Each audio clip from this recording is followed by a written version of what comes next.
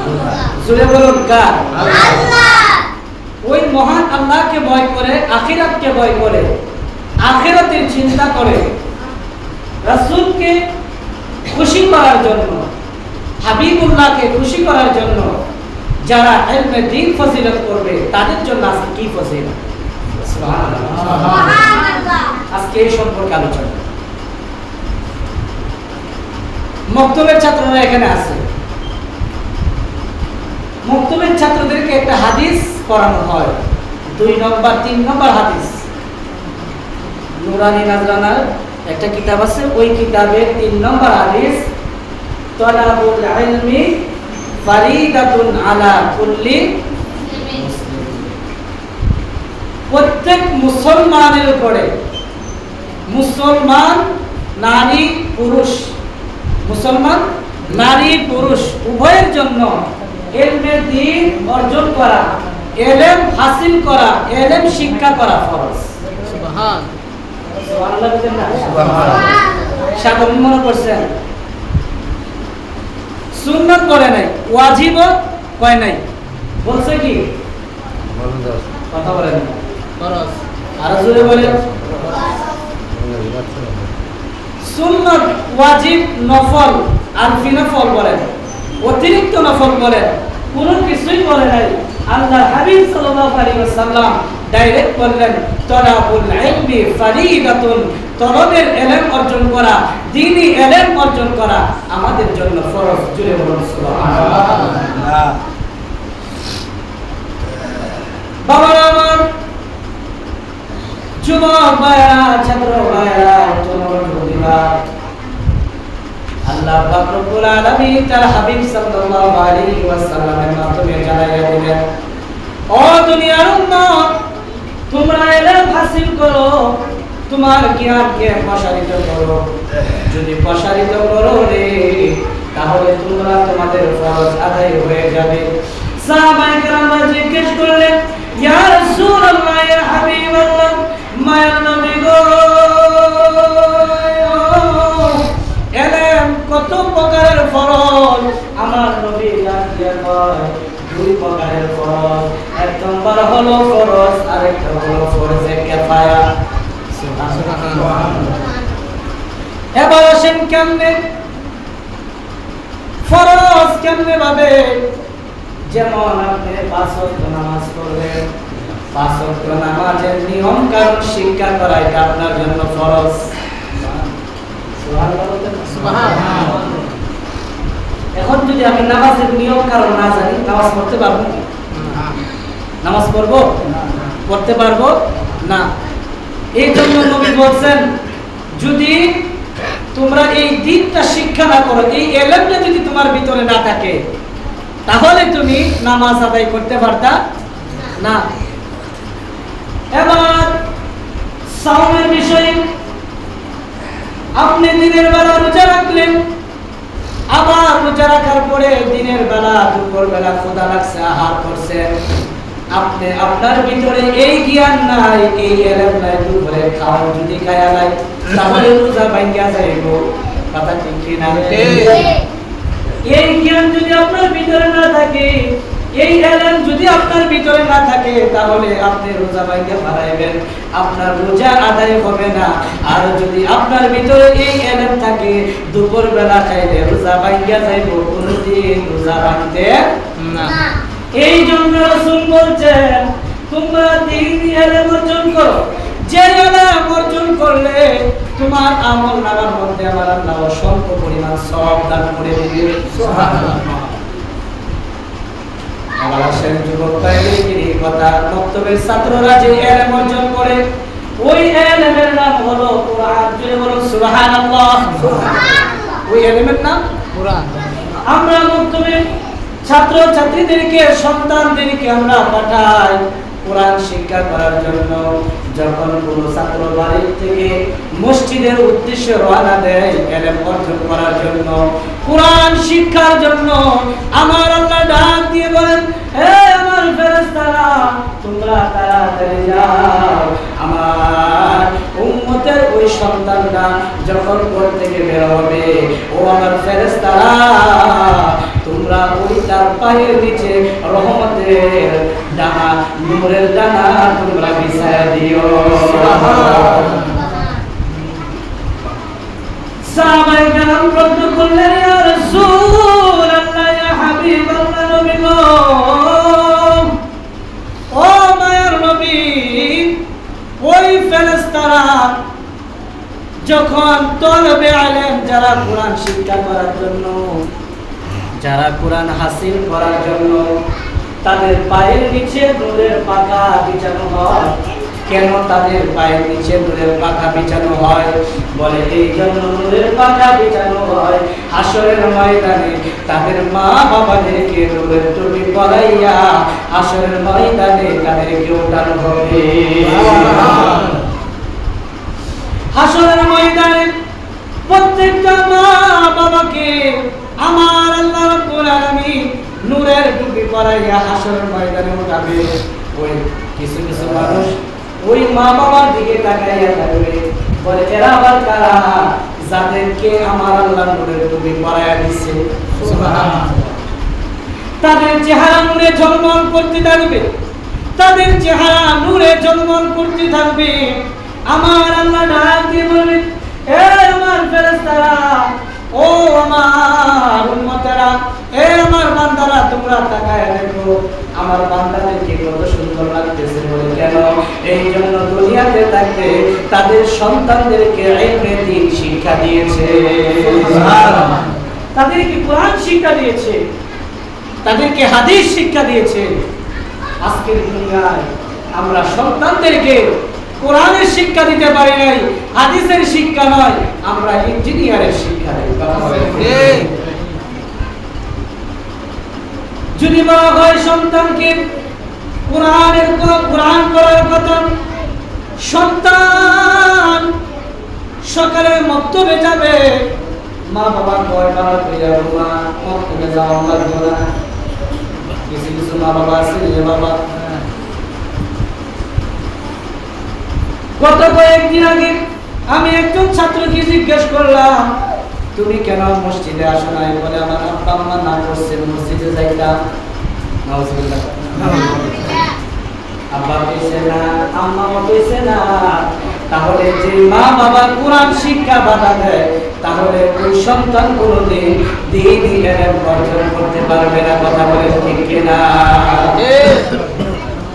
হাসরের ময়দানে আমার আল্লাহ রাব্বুল আলামিন আপনার কাছে জবাব দিয়ে চাইবে, বলবে, আমার বান্দা, তুমি তোমার সন্তানকে দ্বীনি ইলম অর্জন শিক্ষা করার জন্য উৎসাহিত করো নাই, তোমার সন্তানকে দ্বীনি শিক্ষা দাও নাই, যার জন্য আজকে তোমার সন্তানের ভিতরে দ্বীনি ইলম নাই, দ্বীনি শিক্ষা নাই। আজকে তোমার সন্তান কোনো কিছুই শিক্ষা অর্জন করতে পারে নাই।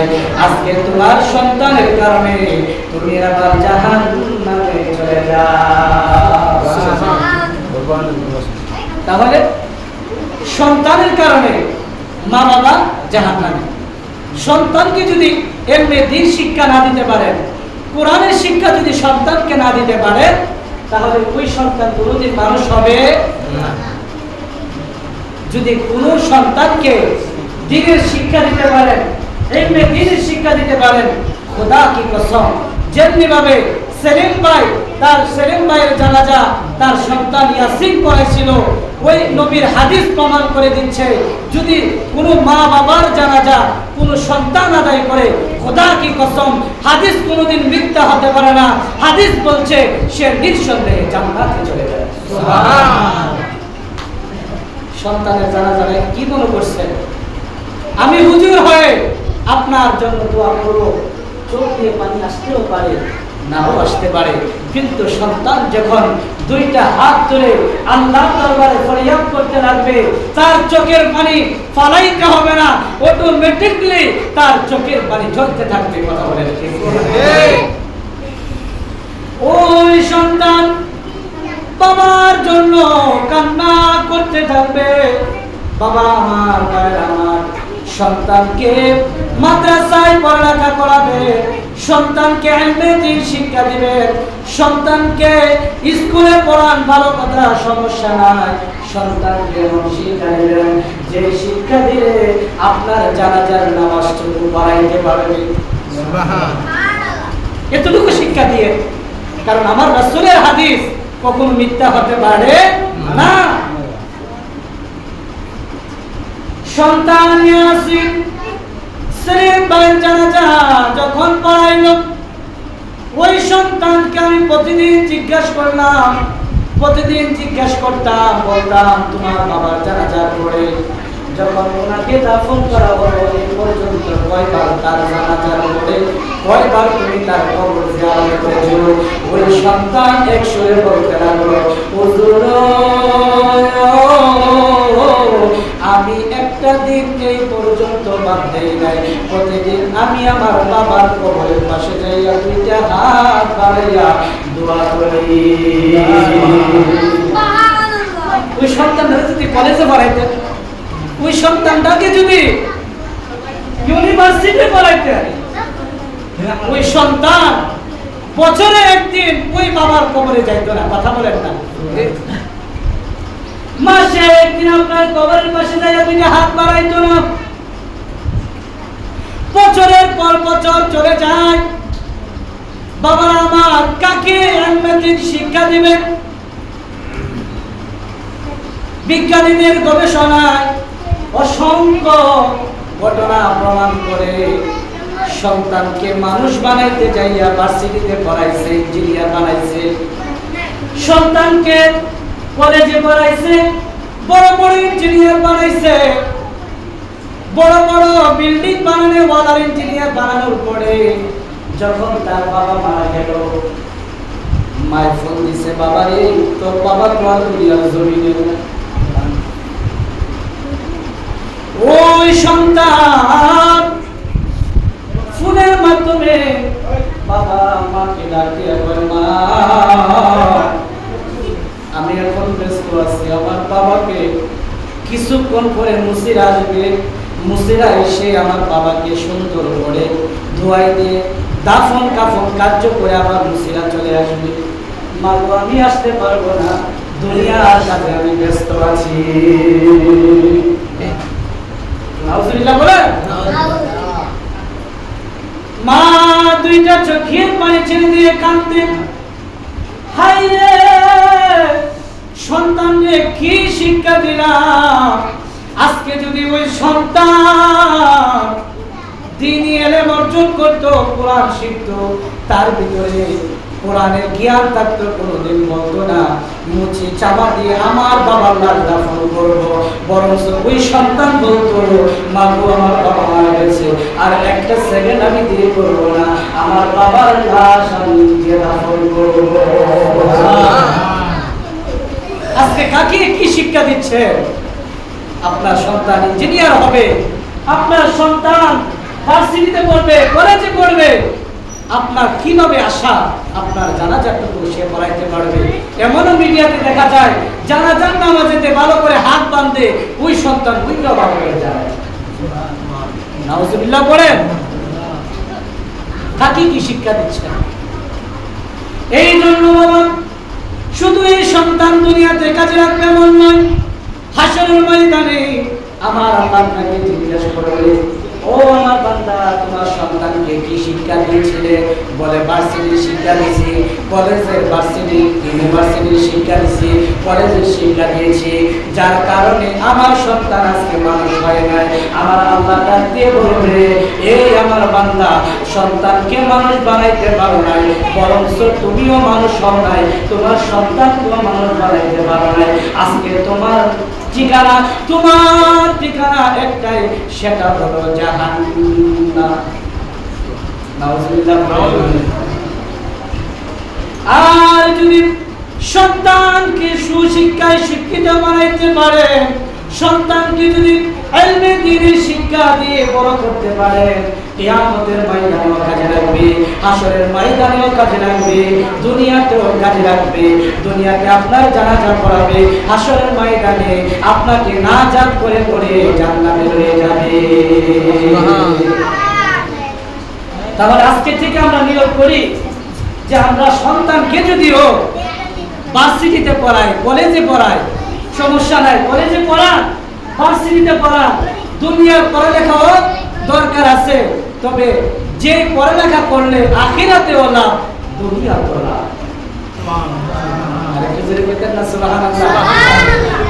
বর্তমান আলিয়া মাদ্রাসায় বাংলার ব্যবস্থা আছে, ইংলিশের ব্যবস্থা আছে, গণিতের ব্যবস্থা আছে, সব কিছুর ব্যবস্থা আছে, বরঞ্চ আরবি লেখার প্রশিক্ষণ আছে, সব কিছুর ব্যবস্থা আলিয়া মাদ্রাসায় আছে। আলিয়া মাদ্রাসায় যদি আপনার সন্তানদের পড়ান, খোদা কি কসম, ওই সন্তান ভার্সিটিতে পড়লে যতটুকু শিক্ষা করবে তার চেয়ে 1000 গুণ শিক্ষা অর্জন করবে আলিয়া মাদ্রাসায়। এখন আলিয়া মাদ্রাসায় পড়লে লাভ কি? সে চাকরিও করতে পারবে, আবার মুরব্বিগিরিও করতে পারবে। সুবহানাল্লাহ। এই যেমন আমি বর্তমান আলিয়া মাদ্রাসা থেকে অনার্স ফাজিল করতেছি, দ্বিতীয় বর্ষে রানিং, প্রথম বর্ষে ফাইনাল পরীক্ষা দিলাম।